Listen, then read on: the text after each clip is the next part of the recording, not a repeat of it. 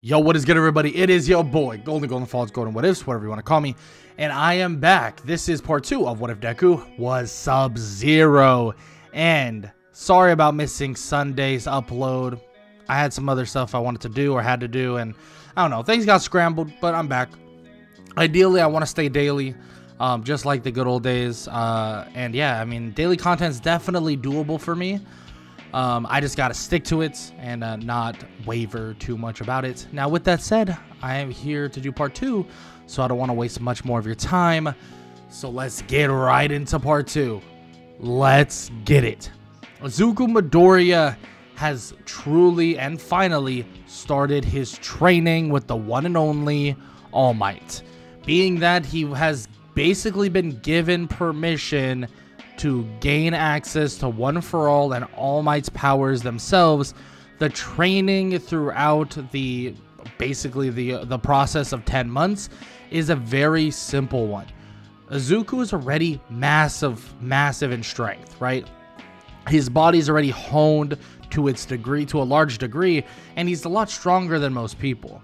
Now, on top of that, his martial arts is on a totally different level, and he's already shown powers involving ice. His technical ability, his skill, all of these things add up. So when they train extremely hard, and eventually he would be ready for One For All, he would actually be ready in half the time, or only 5 months. So All Might decides that, I mean, it's a good time to give him One For All, especially if he's already fully just set to go. So he gives him One For All and tells him to eat a piece of his hair. Of course, he's a little hesitant on this. I mean, he's like, that's kind of nasty. Why would you want me to do that? And, well, All Might says, well, it's either hair or blood. And, well, Izuku then eats the hair.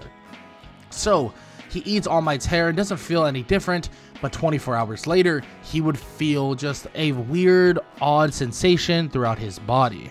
It seems as if One For All has now been activated, and he doesn't know what it's all about, and he hasn't really tried to mess with it at all. And when he goes to another training session at Dagobah Beach, he finally is able to activate it and try it out on his first try.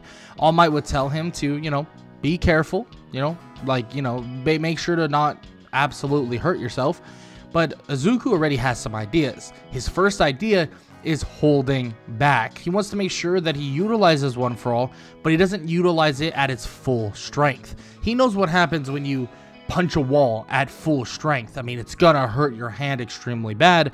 It might break the wall, but it'll hurt your hand really bad. You might be able to punch a wall and break it, or at least put a hole in it, without fully putting your whole weight and your whole arm strength and everything behind it. You might be able to break a board the same way. You don't need to put your all strength behind to break a board. You just need enough. And that's kind of the idea that Izuku kind of upholds for himself. And he decides to hold back on One For All just a little bit. So he does that. He uses what he believes to be 5% of One For All.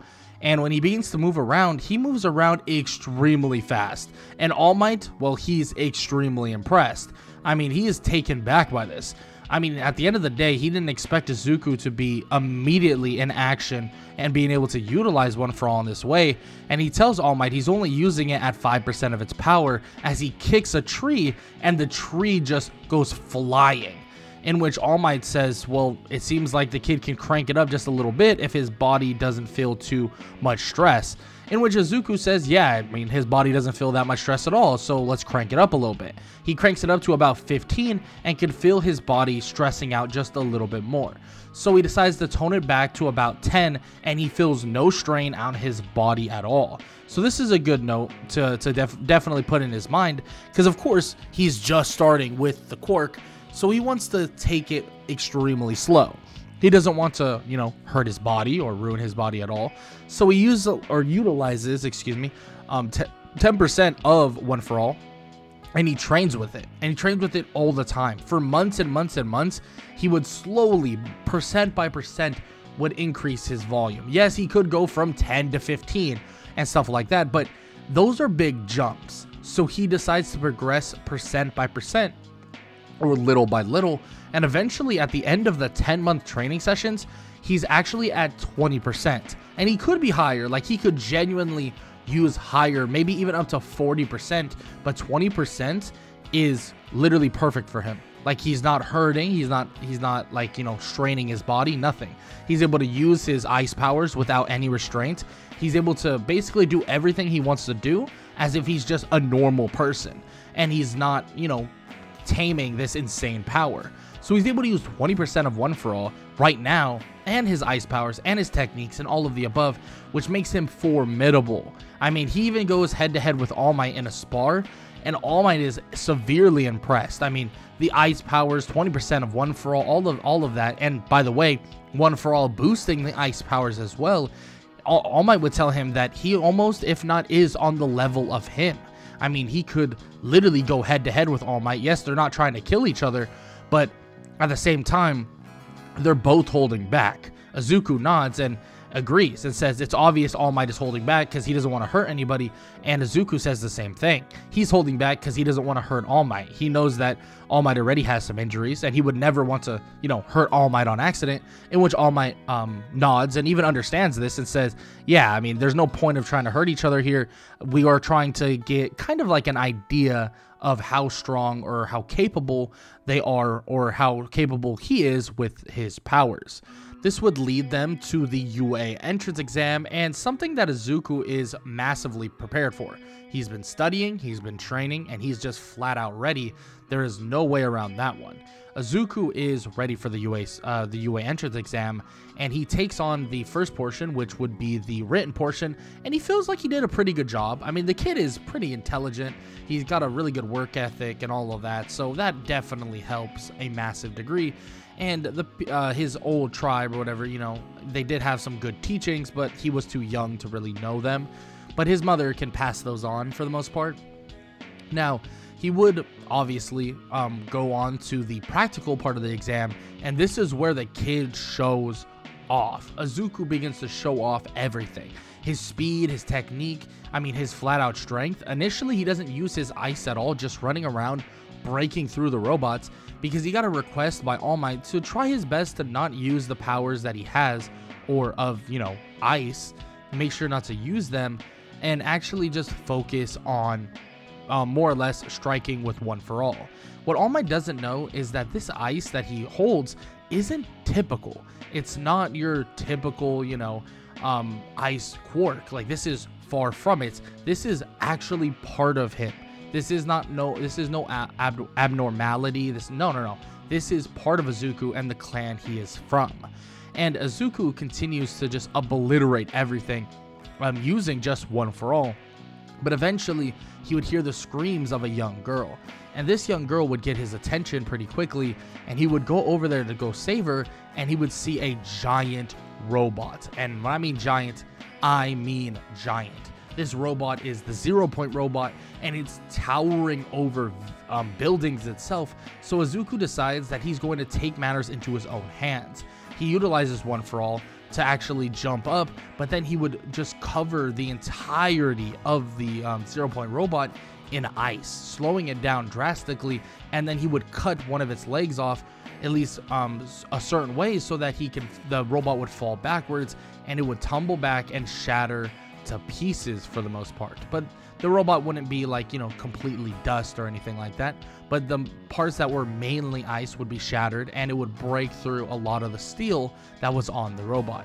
He would go over to the girl and help her up and basically bring her over to Recovery Girl, and she would thank him and blah blah blah and all this stuff, and he would introduce himself as Izuku Midoriya, and this would be Ochako Uraraka.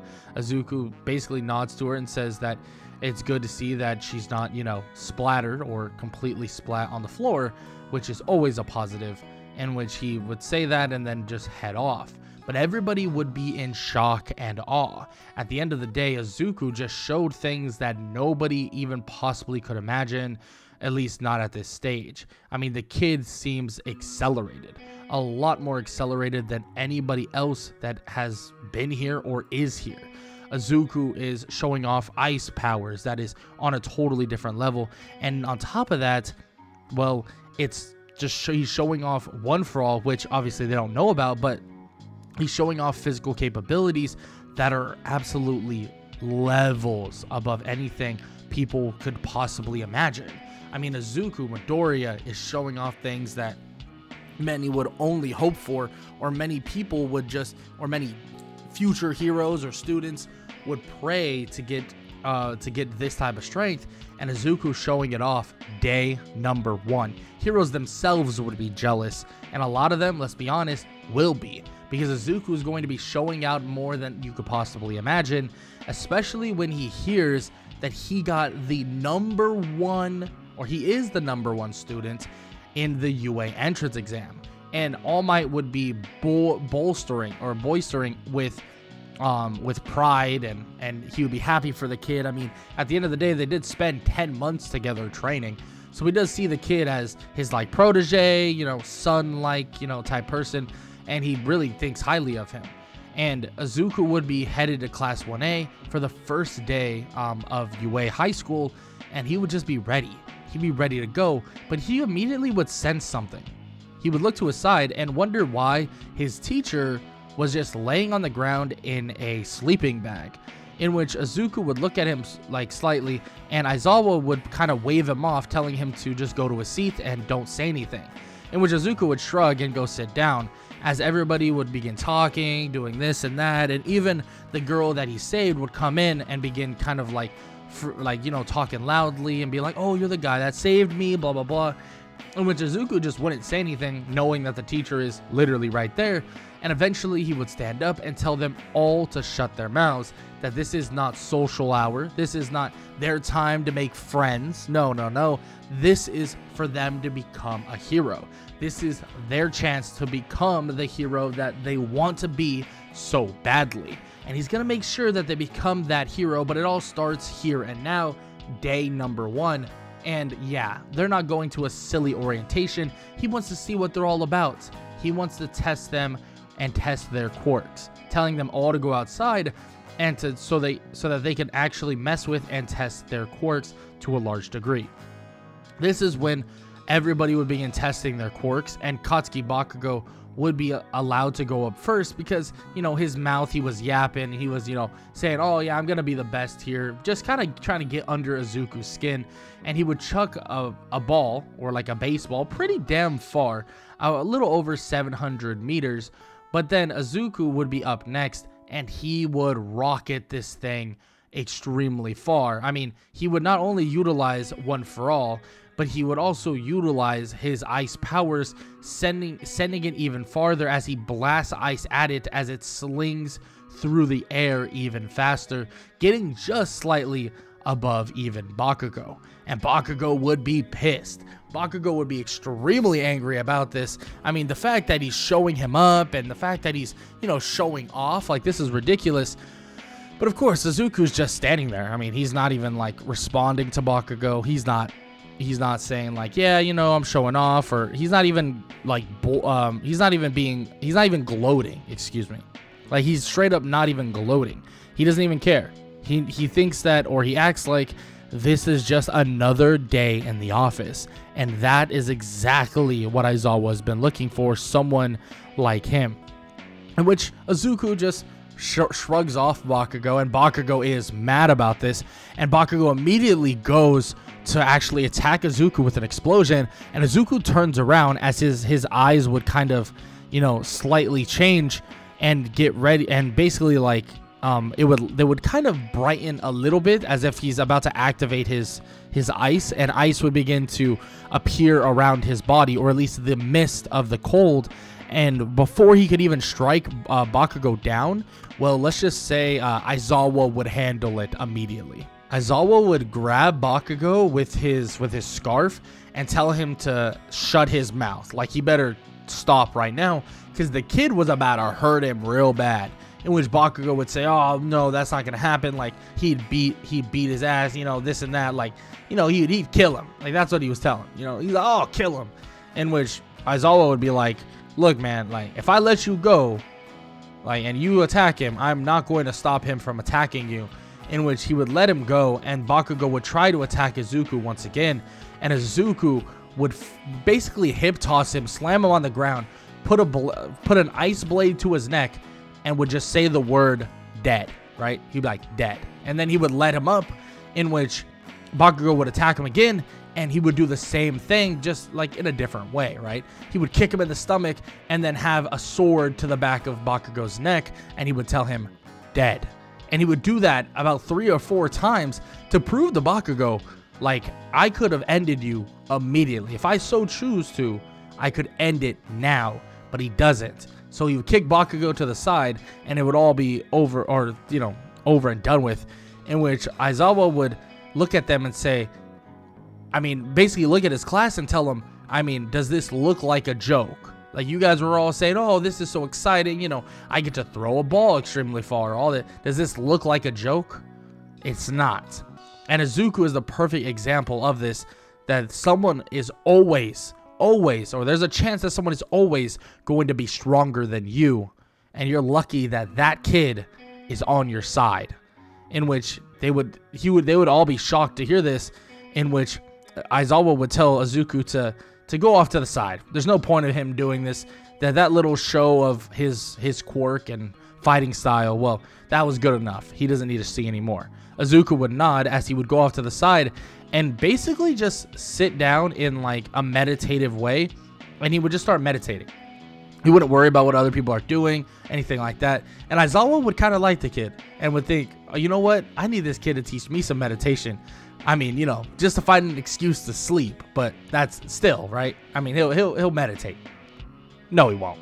But still, Aizawa would go about his normal, you know, whole spiel of, you know, making everybody, like, whoever gets last place is gonna be expelled from UA High School and all that stuff, you know, all of that jazz.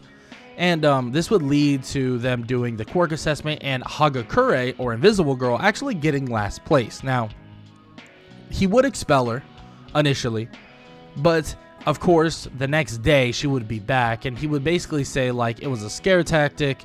I mean, it really wasn't going to be expulsion and stuff like that. He understands that Hagakure's quirk isn't meant for something as brutish as this. It was just supposed to be an example for others to understand the kind of critical ability that this job takes, for the most part, in which, of course, that would be, you know, easy peasy, just an understanding of that. And honestly, Izuku kind of likes this idea. I mean, he's already grown up in a pretty strict environment. His mother was never like, oh, I'm gonna allow you to do this or do whatever you want. Like, no, this was like, follow the way or the line, or if you don't, then you're out of here type of thing. He had some really good discipline, so this feels very familiar to him in a way. And Izuku kind of just he's all right with it, you know, he's okay with it. And this would lead them to their next way of training, which would be heroes versus villains, which he actually knew was going to happen from All Might himself. All Might would tell them all to get on their hero outfits or hero suits and get ready to go, and Izuku would don the clothing of his clan, but it was a little bit different as well. I mean, obviously there were some modifications that allowed him to enhance his ice-like powers and also just be able to contain it even a little better. Now, this would allow him to use a little less ice to basically have the same effect, but at the same time allow him to maintain the cold that he needs to maintain. So the suit, or the hero outfit, is definitely beneficial for him, and it has a little bit of that shinobi or ninja type of twang to it as well. Now, this would lead them to a 2 versus 2 heroes versus villains, and Izuku would be on the hero team with Ochako Uraraka. Now, on the villain team, though, it would be Katsuki Bakugo and Tenya Ida, and let's just say this is not going to be an easy one for the Bakugo, because Bakugo already got his, you know what, beat by Izuku Midoriya, and things are not going to change, not one bit. Bakugo is already 10 steps behind Izuku, even without One For All, even without Izuku's powers. And the fact is, Bakugo has no martial arts training. I mean, the guy is very basic in terms of fighting styles. Yeah, he's pretty damn smart, so he can learn relatively quick, but Bakugo doesn't have any experience in martial arts for the most part. So when Izuku goes head to head with him early on, yes, Bakugo has picked up on some of the little tricks that Izuku may do, but picking up on a couple of the tricks is far from enough. You need to pick up on all of them, because Izuku, while fighting Bakugo, would let Ochako basically find where the bomb currently is so they can go, of course, capture it and do what they need to do. But this is handled easily, like easily by Zuko, right? This would easily be handled by Zuko, at least Bakugo is. And then he would head up to find Ochako, who is struggling a little bit with Tenya Ida, but is finding her way to the bomb, just slowly but surely, in which immediately Izuku would freeze the floor as he would slide and tumble and slam into a wall, and Izuku would just slide over and grab Ochako as he slides, and they would both touch the bomb at the same time. He would shrug as basically Tenya would be in complete shock about how quick he was able to handle what he handled, in which Izuku says that it just seems that they're not quite on the same level as him just yet, but maybe in the future, maybe. In which he picks up Tenya Ida, helping him up, and tells him that he still has got a lot to learn, but everyone has a lot to learn as well, and don't let that deter you. In which everyone's like, wow, this is kind of crazy. I mean, he's being nice. I mean, is he always like this? In which Izuku is a nice person, at least when you involve training, right? When he knows someone can get better, someone can get stronger, he's going to give that positive reinforcement, at least to a certain extent. But he's going to be very stern, just like how his mother would have been, or is, in terms of martial arts. Like, that is something that is definitely going to be upheld within Izuku. Now, this would lead to, of course, just, you know, them watching the rest of the fights or the rest of the heroes versus villains training, and it would be a pretty simple one. Izuku would be pretty impressed by some of them, but pretty damn impressed by Todoroki. I mean, Todoroki has ice powers as well, and they kind of grow a little bit of a little tiny bit of a bond, maybe just like a mutual respect, because they're both very on the silent side and more serious, but they both have ice powers, and Todoroki, you know, they show acknowledgement to each other. They acknowledge each other for the most part. And after all of this is said and done, and after literally, you know, the whole fighting and all of that is all concrete and done and finished off, they would all head back to class, finish up their classes, and do what they need to do.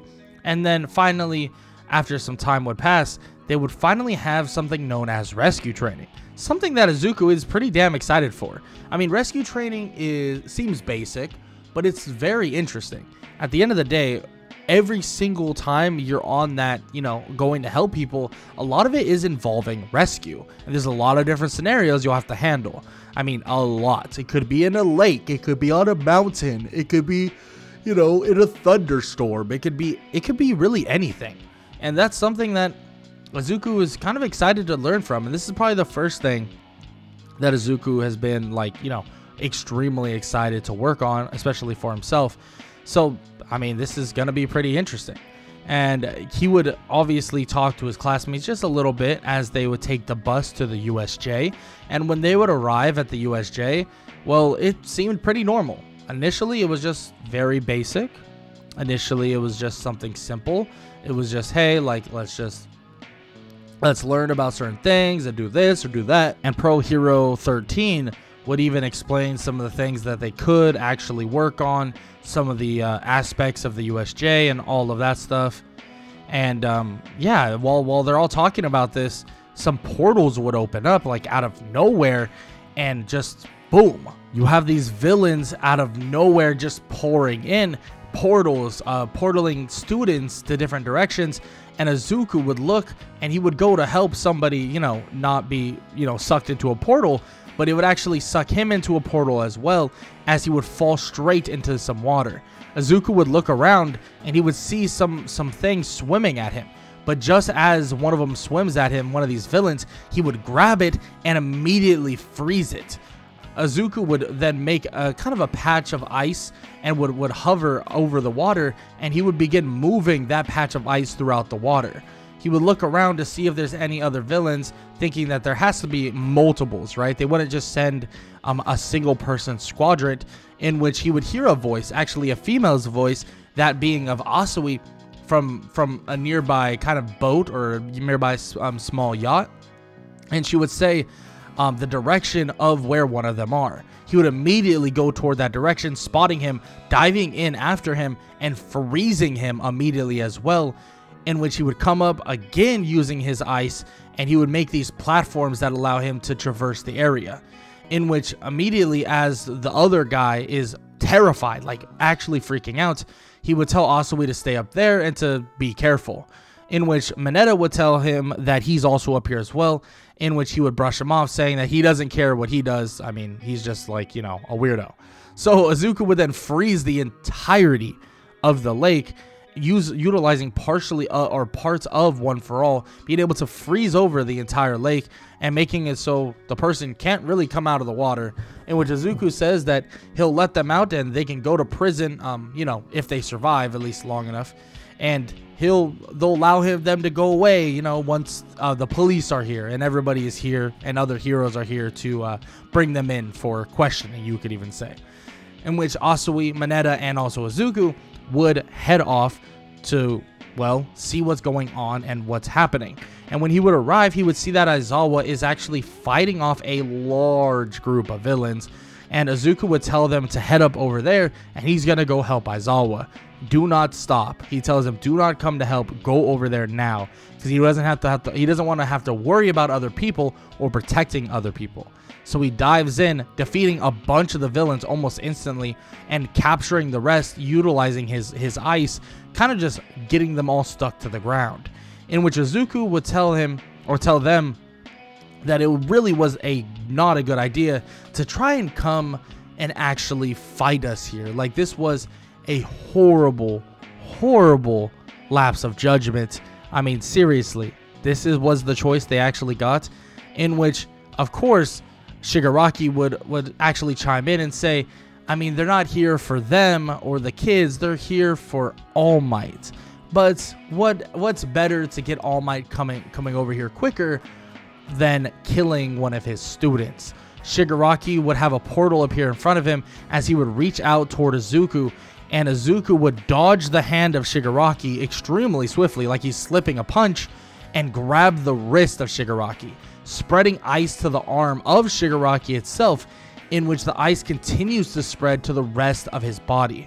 Izuku tells him that he either cuts his arm off or, well, guess what? That ice won't stop, and there is no heat that is going to stop it from actually reaching his entire body. Shigaraki immediately would cut off his own arm, and Izuku would look at him and be like, wow, I can't believe you believed me when I said that.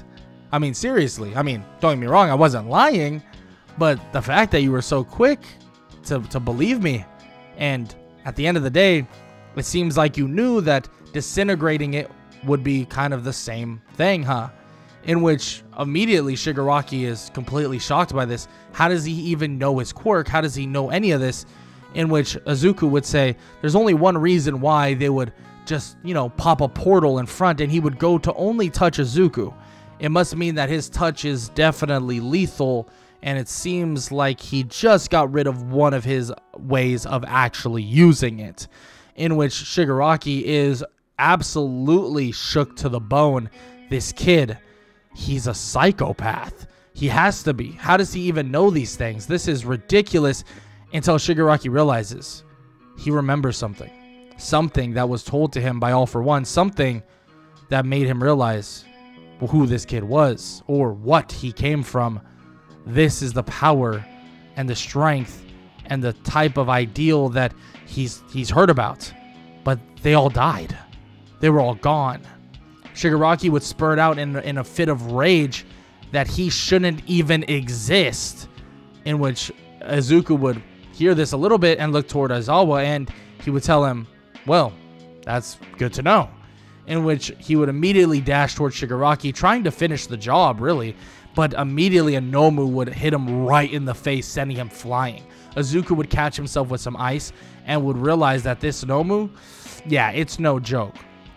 But he would immediately utilize 20%, if not a little bit higher, going to 30% of One for All, straining his body just a little bit, and he would begin skating around the Nomu, actually producing a ton of ice to try and freeze the Nomu. He tries his best to like actually freeze the Nomu over and shatter him, but he doesn't fully have the strength to do it. It seems like the Nomu has some insane amount of durability, but as he continues to freeze the Nomu and tries to batter off some pieces of the Nomu, actually chipping away at that regeneration and chipping slowly but surely at the regeneration's power, he would hear something from behind him.